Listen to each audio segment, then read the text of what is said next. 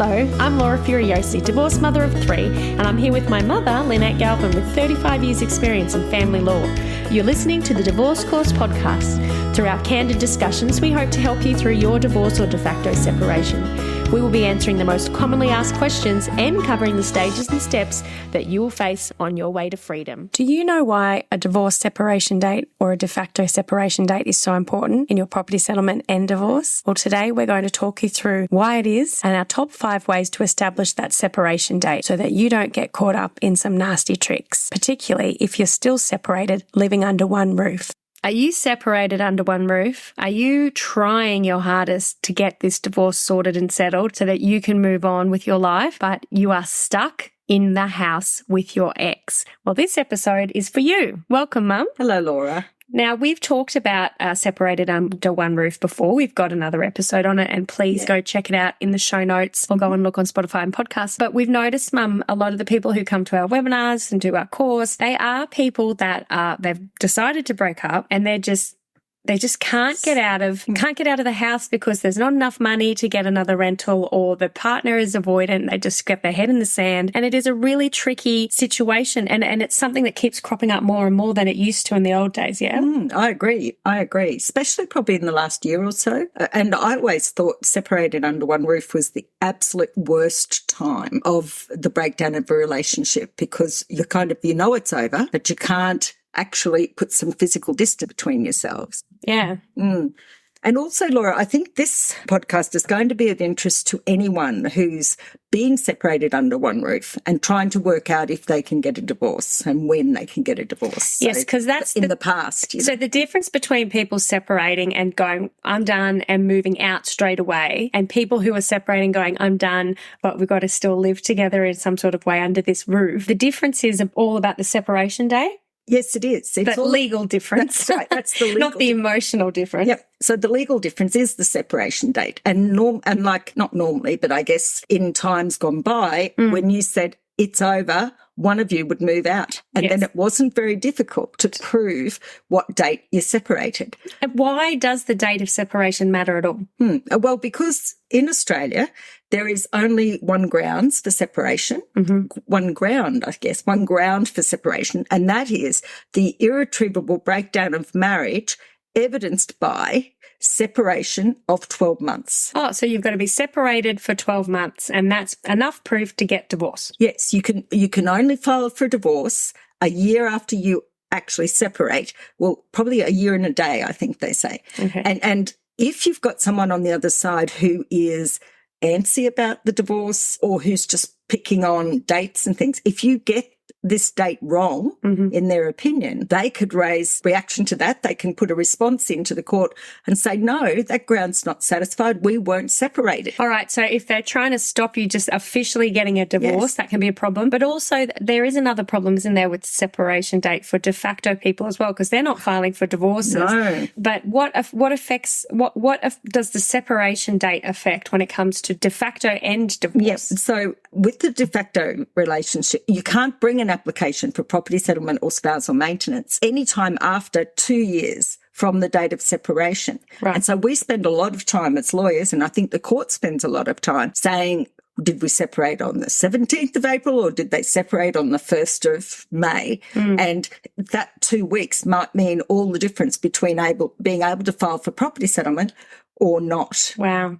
So, we emphasise in some of our other podcasts about you've got to get that separation date down and somehow get some buy-in from the other person, particularly if it's under one roof or it's de facto and there's no obvious thing. So you need to tell me, Mum. So you said recently that, a while ago, you had to try really hard to prove a separation date. Can you give an example to people so they understand? It was a long time ago. It was, because I was just a brand new lawyer.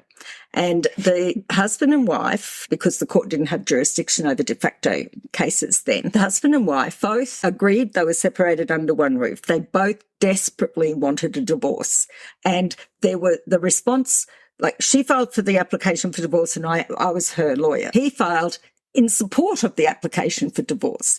But the court said, we have to understand that we have jurisdiction over you guys. And if you haven't been separated for 12 months, we can't give you a divorce. Mm-hmm. And so we came back the next day because it wasn't as crowded in those days. We came back the next day with some witnesses, and we had witnesses who said, yes, they had their TV, 2 different TVs, which back then was a bit of a surprise, 2 different TVs, 2 different lounge rooms. And when I visit the wife, I would sit in her room and talk to her, and he didn't get involved. And the judge said, I'm not satisfied.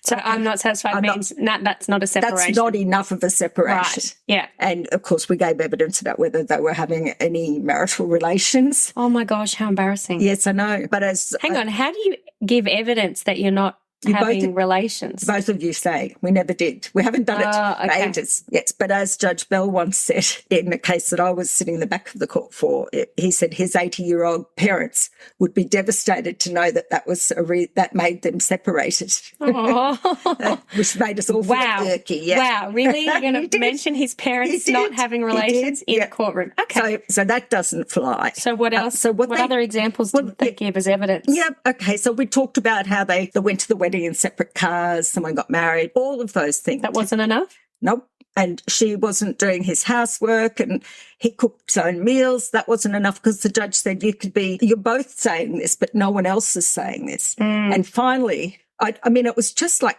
weighing scales and gradually piling things up. And our gold moment was when one of their friends said, oh, I turned up at the house when Mr. Such and Such came to the house, and I helped him bring the groceries upstairs and put them on his shelf in the refrigerator. And the judge goes, I'm satisfied. If he's got his own shelf in the refrigerator, I'm satisfied. But the court has never, Laura, put a definitive list of things that matter. So top tip, if you're separated under one roof and you want to prove it, one of the things you could consider doing is having separate shelves in your refrigerator. No, that wasn't the key. No? Because they both could have given evidence of that and the court wouldn't believe it. Oh, the key is somebody else said it. Corroborative evidence, someone else who knows. And that's tricky because when you are separated, I remember so many of my friends, when they were separated, they don't tell anyone. No. And they go, don't tell anyone, but I'm separated, but we're not telling anyone yet, and they don't tell anyone until the person finally actually moves out. Yes. So that can be really a trick. So what you're saying is the problem is if you start telling people, that means it's legit. And I think some people drag their feet. If it's not legit, it's not a separation. Right. You've got to have the courage of your convictions, and you've got to tell other people and act like you're separated. So can I ask the question then? What's wrong with if they were saying, what the judge was like, no, I'm not satisfied, and they didn't have that person agree that that there was a separate shelf and the corroboration, why didn't they just wait a year from then? I can't remember, but there was something coming up. Right. And I don't know whether it was... So can it affect their property settlement? It was something worse than that. But it can affect property settlement. Absolutely it can, because if you've got a de facto relationship and you say, or your client says, we only separate this date, so we're within time. If the other party says, hang on a minute, no, we separated way back then and you have no claim anymore, you've lost your opportunity. Or I guess before, during and after contributions. Absolutely. You're deciding whether that's during contributions, that the money that person's made, or after contributions. Is that have a different weight? Absolutely. So if you win, I don't know, $1 million after you separated, that will have a different weight to if you won the $1 million while you were still together. And that's when you get this moving of the goalposts or differing versions. You'll usually find when someone's bickering over the date of separation, when you have a good look at it, there is something significant going to happen either side. Something usually to do with money, or they've been engaged, or they were engaged to another person to be married. I had one of those ones. Oh, wow. Or they had been seeing someone before. Wait. So they were engaged to be married and they hadn't yet had their divorce. Yes, another solicitor sent me the case. And I've read somewhere, because I get, I don't know, the algorithm sends me all the divorce memes now. Oh, yum. Yay for me. I was hoping I wouldn't see them much anymore. But anyway, that they've done studies now and they're saying that it is men who tend to move on quite quickly. And if you have a narcissistic type ex, they definitely move on quickly. They need someone, and you have to brace yourself for that kind of thing. And you know something else they say, the narcissist, usually, or a lot of people who are quite hurtful to their exes, they will say to you, and I want our people to listen to this, yes, if they've moved on and they've got a new partner, the only way they can convince themselves and the new partner that this is the wonderful relationship, love of their life, is to devalue what they had with you. And they say so often, I never really loved you. Oh. And that can be so devastating. So I say that to any of my clients. I get a chance to say, look, he's likely to say, I never really loved you, but that's just him trying to convince himself or her. So don't let that derail you. So with the separation, I think the reason for the money issue, with separation, when you're talking about a divorce, is the same thing. And I have had cases where the date of separation, someone had some rights to a company. Yes. But they were just kind of potential. And then they actually came to fruition and the person got over $50,000 into their account and they go, but that was post-separation contribution from me. Right. Yes. So you're saying you got to really, if you've got an ex who you think is either manipulative, controlling, high conflict, or even avoidant. So or money grubby. You need to be particularly careful because that if they can go, if I say we separated at this time, then I can get more money or I can do this or I can do that. So, okay, so let's talk about things that people can do. I want your top 5, Mum. Okay. Top 5 things people can do if they are separated under one roof right now to establish they are separated. Tell somebody. Tell everybody. Number 1, tell somebody. Write it down and try to get the other person to acknowledge it in any way you can. You could either write it down and both sign it, or if you're a little bit needing to be a bit more devious, you could send them an email, say, this is just a note. Like I'm just writing to you, I'm texting you, just to confirm we've separated today. And although I'm staying in the house, we're separated under one roof. If you don't answer this, I'll assume you agree. Oh, wow. Okay. Isn't that nice little closing circle? Okay, so you tell somebody, write it down, try to get them to confirm it. What else can you do? I think definitely start to set up an independent life. There should be a lock on your bedroom for a start. I wouldn't be cooking for them or cleaning for them. I know it's tricky when you've got the children, but a lot of people separating under one roof, and they're probably lucky. If they have to separate under one roof, this is probably ideal. They have upstairs and downstairs, and they set up a little apartment downstairs or upstairs, and the children start spending week about, God bless them, up and down the stairs. It is. Yeah. Which, do you know what? I think that's good for the children because it's a transition. You're right. You said it better than I could do. Yeah. It's not too bad for them. So number 1, tell somebody. Number 2, write it down. Number 3, try to get them to confirm it. Number 4, start to set up an independent life.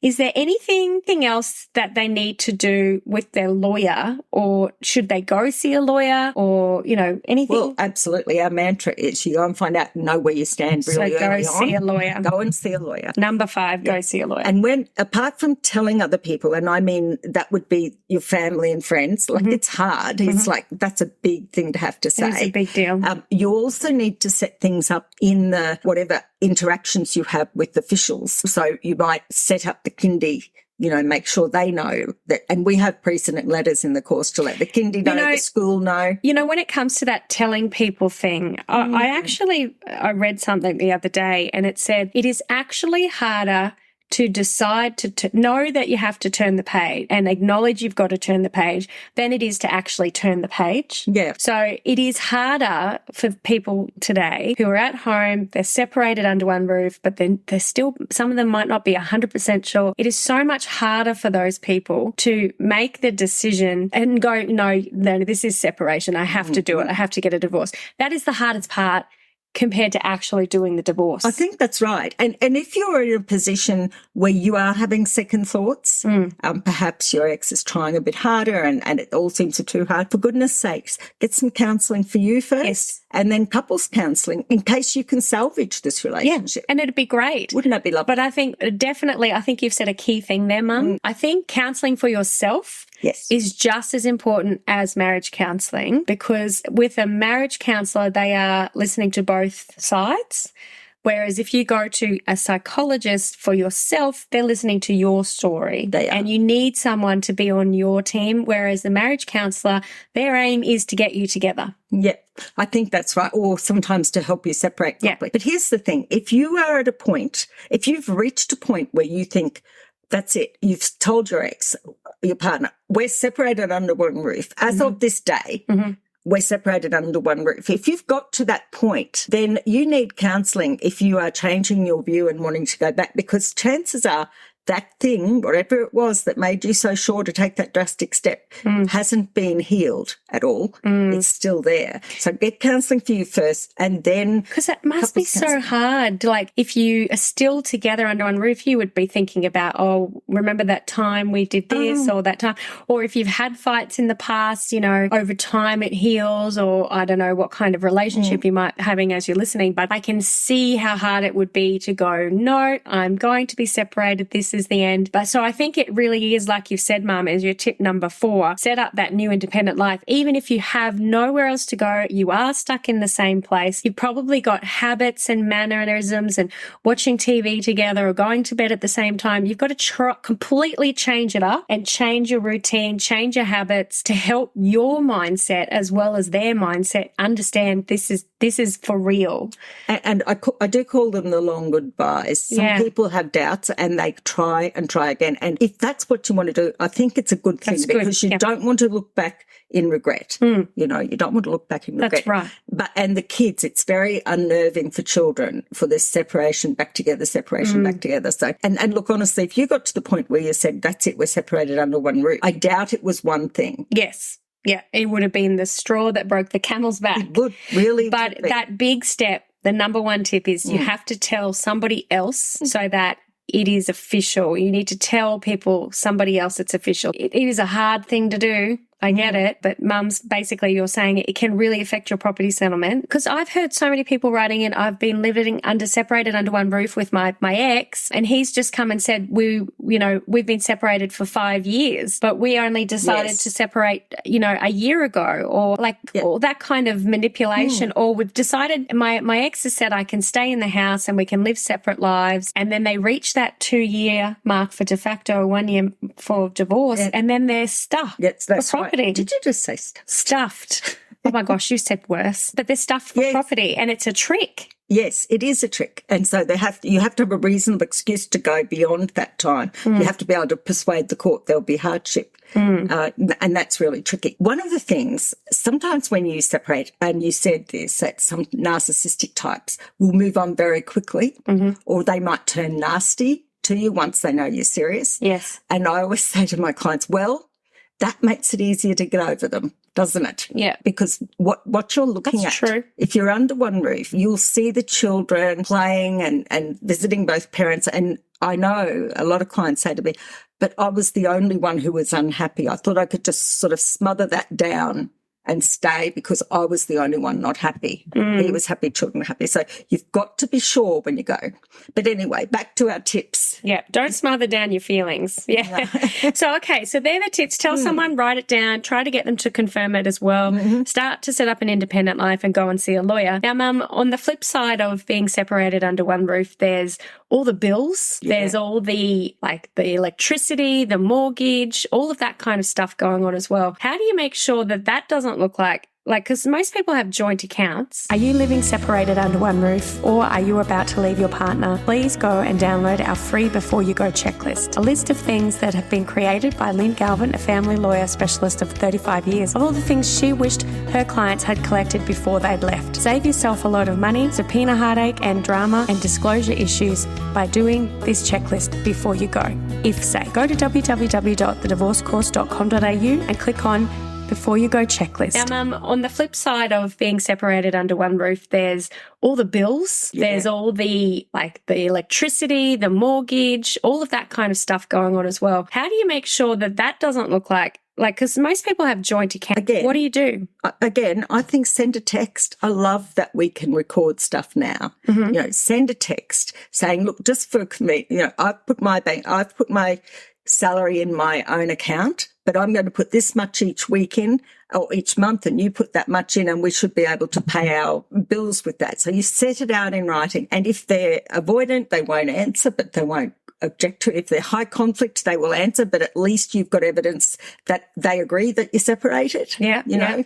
So what you're saying is that you need to start separating your finances from them, so that there's that proof of after separation contribution. Yes, post separation, but it's the key is the arrangement that you're putting in place, that you're putting in writing, reconfirms or makes stronger your argument that you were separated. Right. You know, why would you send this email when you're both living happily in a marriage? No, we've divided up the joint accounts. We're putting money in from our accounts. We're doing this, we're doing that. So you can get a divorce while living under one roof. And so I guess the underlying reason why people are separated under one roof more and more, Mum, is because they can't afford it. Yeah. Property prices are too expensive. Rentals are like hen's teeth. If that's the right saying? Scarce as hen's teeth. It is. Do hens have teeth? No, that's how scarce they are. Okay, wow. Okay, so it's really hard to get somewhere else to go. So people are stuck there, and I guess all the money might be in their house. Yes. All the equity, all the money is in the house. And if it's not, Rose, it's in super. And you can't get your super. So people are waiting to sell the house? What kind of, I know we do our DIY divorce blueprint that gives you the steps, but for these people in the separated under one roof, can you give them a mini little roadmap? What can they do? What can they see in their heads and picture, all right, I can do that. How can I get out of this? Okay. So first of all, you need to get the house on the market. If you can't get the house on the market, you may have to think about going to court. I think unless you can do them, I think give up on the idea of renovations, because that will just prolong the inevitable. Okay. And while you're delaying and trying to maybe get the house up to best possible sale price, who knows, the market might drop, you know, and you're trapped there again. I think that if you've got enough to move back to mum's or whatever, or get them to move, you should then put that house on the market if it has to be sold. Right. If you're going to be keeping it and your ex is just waiting for you to pay them out, go and talk to a mortgage broker.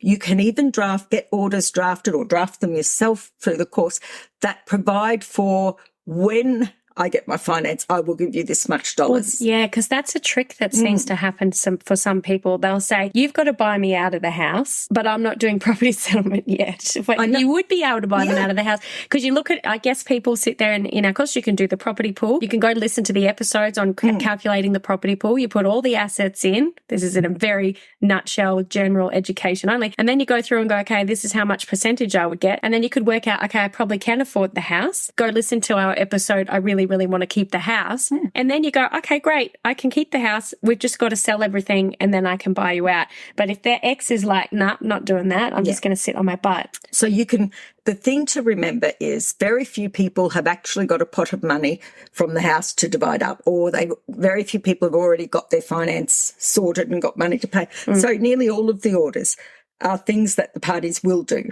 Okay. And then you do that, like the one party might refinance the house, the joint mortgage into their sole name, and upon that happening, they will pay X amount of dollars to the other person, and the other person will transfer the house to them. So that all becomes one sort of scenario, and it happens all at once on a conveyancing. Okay. Or they sell the house, or they sell the house, just divvy up the money, and divide up the money. Or if you can't work out, if you're still arguing over the percentage of the money, sell the house if you can get agreement on it. Put the money in a trust account, and then that's one less complication, you know, for going forward. And again, this is education only. Education only, yeah. Go and see a lawyer and get them to help your individual circumstances. But what we're saying is there are a multitude of ways to get yourself out of that house through these different scenarios. And we've got a really good episode on I really want to keep the house and out-of-the-box ideas for keeping the house. So I've got an interesting twist to this. Tell me the twist. You know how I was talking about how hard it is, and I've been there, to really make the decision to leave, and you second-guess yourself and, you know, all of that. Well, there's a lot of, and in domestic violence, if you're struggling with that, call 1-800-RESPECT. But a lot of people, it takes 7 or 8 times to try to go. Yep. And so you may say, you know what, I'm the only one unhappy. the kids are so happy. I don't want to do this to our family. I'm going to just deal with it. I'm moving back upstairs or I'm moving back into the main bedroom and I'm going to stay. And we are living together again. Right? Yes. A lot of people want to know then, how does that mean the 12 months for divorce starts or again? The 2 years for separation for, de facto, does it start again? That's a good question. So if you have a slip up, have a couple of drinks and accidentally sleep with them. No, it's not sex. It's not everything. Oh, You've got to move back in, start cooking their meals, tell everyone we're back together. So back then. Yeah. So if you have a couple of drinks, they try and woo you and you accidentally end up sleeping with them, you're saying that doesn't count as the end at separation? No, it doesn't count as a resumption of cohabitation. Okay. It's just a friend with a benefit, I guess. Or an ex with a benefit. All right. Yeah. So keep telling us. So you decide, no, well, I'm going to just give it my best red hot go. Yeah. I've seen the marriage counselor. We're going to go back inside and we're going to try again. We're going to try and get back together and live this life. Document that. Right, send them an email. I'm really happy we're getting back together again. Maybe send them a card, take a photo before you send it and give it another try. Now, what people worry about is that, does that mean if they then separate again, do they have to start their clock again? Yes. And now this is a trap. You don't. What? You don't. It doesn't start the clock again. Really? You're allowed to get back together on one occasion, no more. And There's rules for this? yeah, and by agreement, and sexual intercourse has been held to not constitute a resumption of cohabitation. Bell's case, 1979. So forget all that. What? The 70s were a wild era. No. This was just when they were trying to work out the Family Law Act. Okay, so hang on a minute. So you're allowed to get back together one more time. Yes. And that if you then change your mind again, the clock doesn't reset. That's right. As long as it's under 3 months or no more than 3 months. Okay. Right? So if you get back together again, you will know by 12 weeks if it's a dud or not.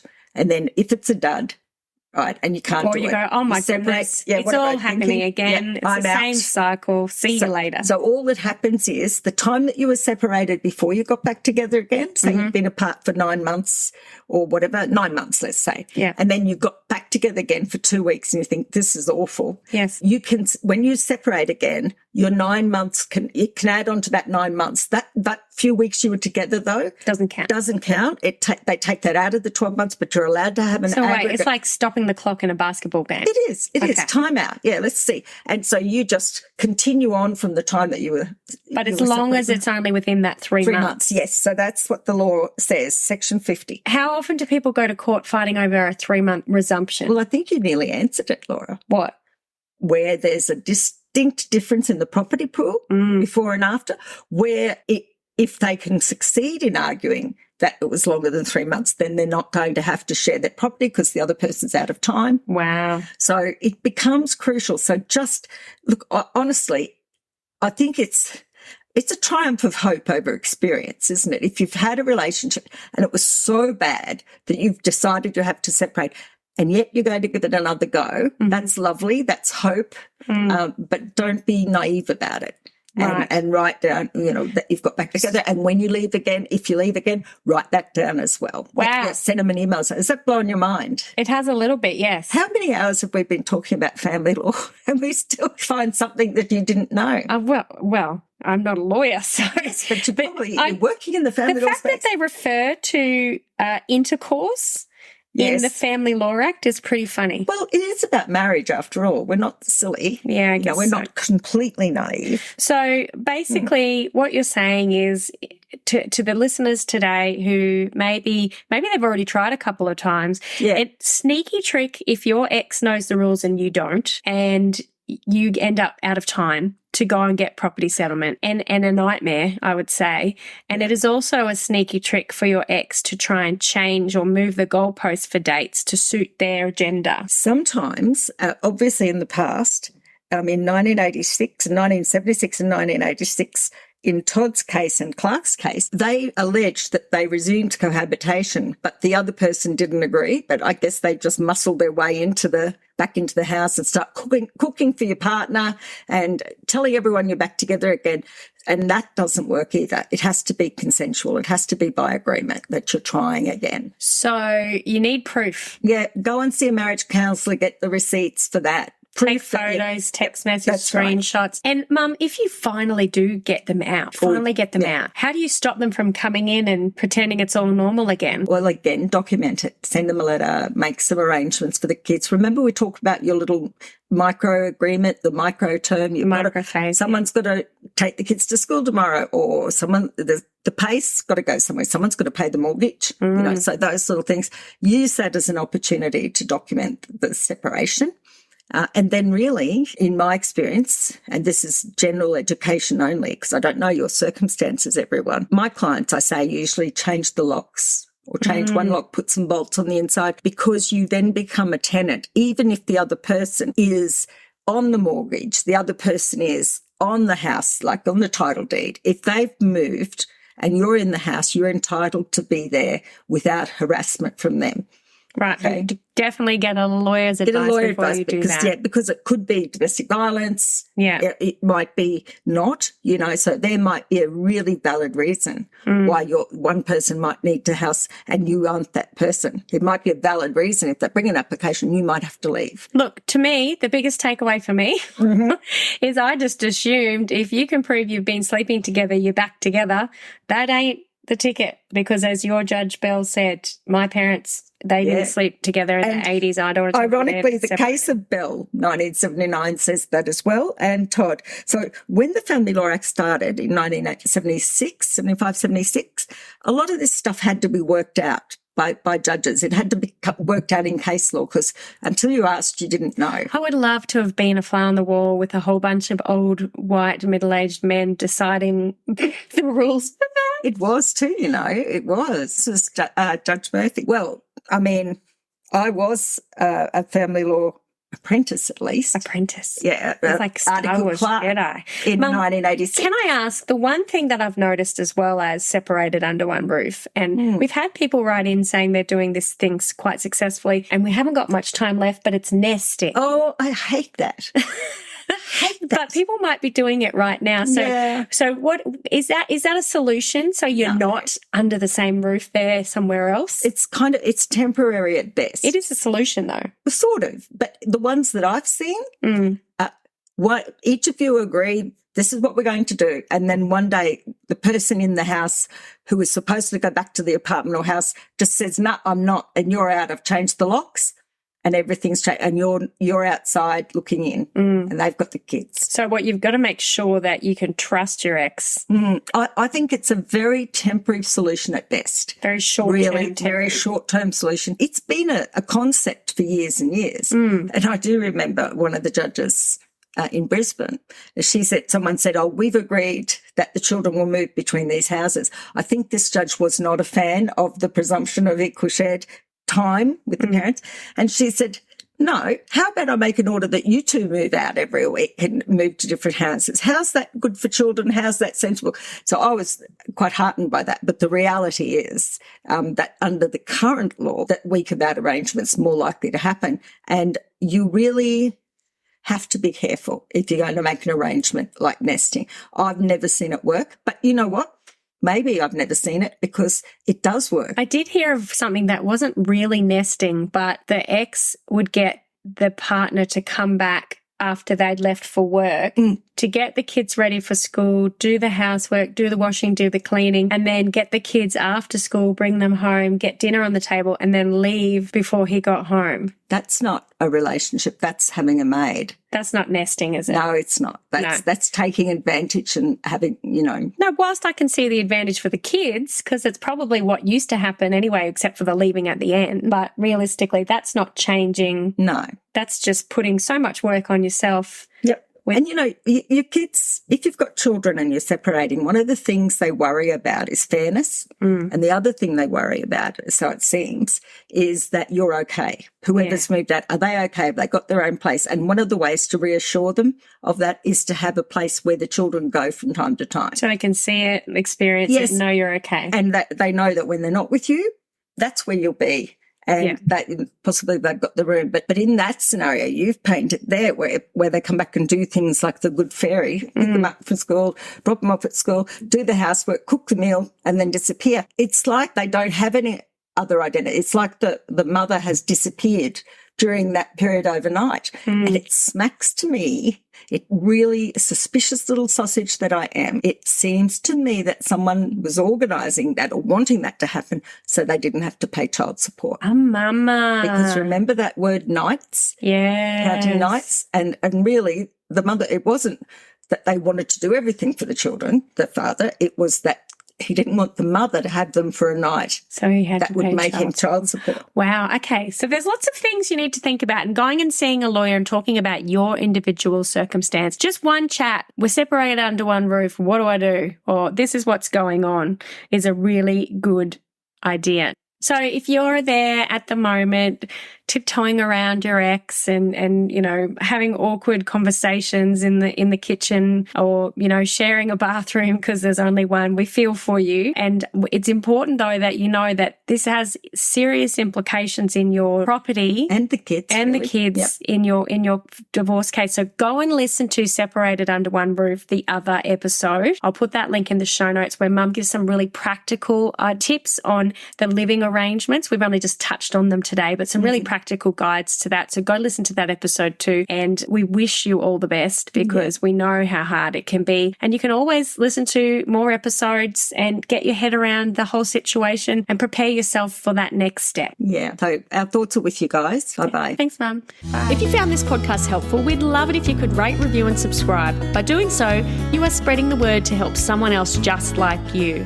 Lynn would like to remind you that this podcast is general advice only, and you should always get legal advice in relation to your particular situation.